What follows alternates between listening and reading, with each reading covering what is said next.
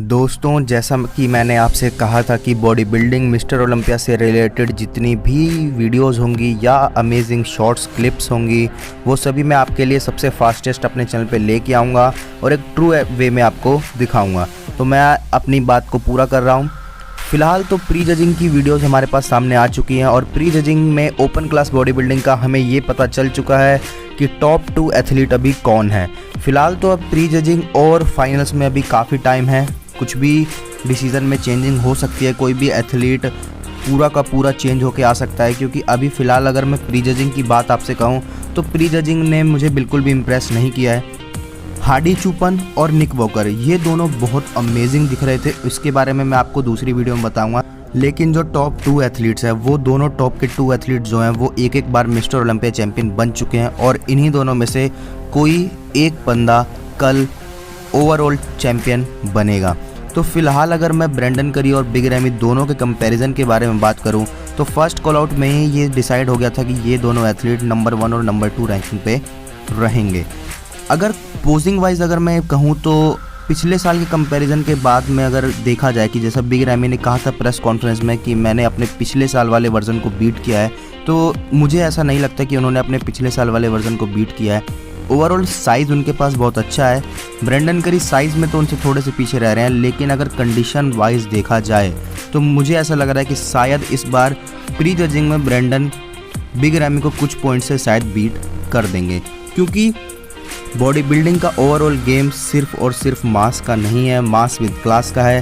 Pre judging में भी यही बात हुई थी और इसके साथ ही साथ जो प्रेस कॉन्फ्रेंस थी उसमें भी यही बात हुई थी।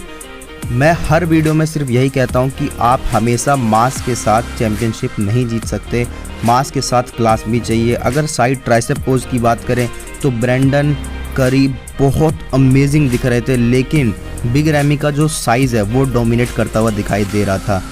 लास्ट ईयर से अगर इस साल के बारे में हम देखें बिग रैमी के ओवरऑल लुक पे तो बिग रैमी लास्ट ईयर बहुत ही ज़्यादा श्रेडेड, लेकिन उनके जो मसल्स फाइबर में जो ग्लाइकोजन भरा था वो बहुत ही राउंडनेस दिख रही थी। इस साल बहुत ज़्यादा डिसअपॉइंटमेंट दिख रही है।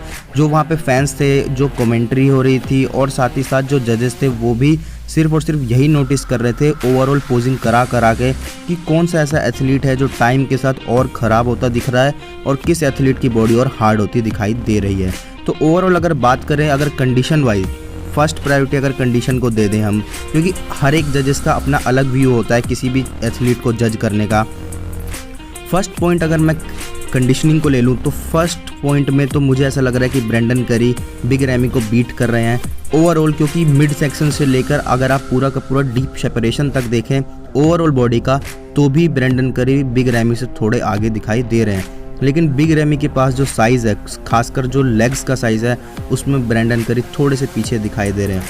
ओवरऑल अगर बात करा जाए तो अभी तो फाइनल्स होने में काफ़ी टाइम है, कोई भी एथलीट अपनी कंडीशनिंग को टॉप नॉच लेवल तक ले जा सकता है।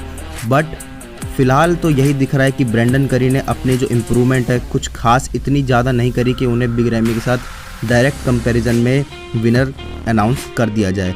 सिर्फ और सिर्फ एक ही रीज़न था जो मैंने अपनी फाइनल प्रेडिक्शन में भी कहा था कि अगर बिग रैमी ऑफ आते हैं तो ही वो एक ऐसा पॉइंट होगा जिसमें बिग रैमी चैंपियनशिप हार जाएंगे। क्योंकि बिग रैमी का जो साइज़ है उसे तो कोई बीट कर नहीं सकता, उन्हें हराया जा सकता है तो सिर्फ और सिर्फ कंडीशन वाइज और एक बैलेंस्ड फिजिक वाइज।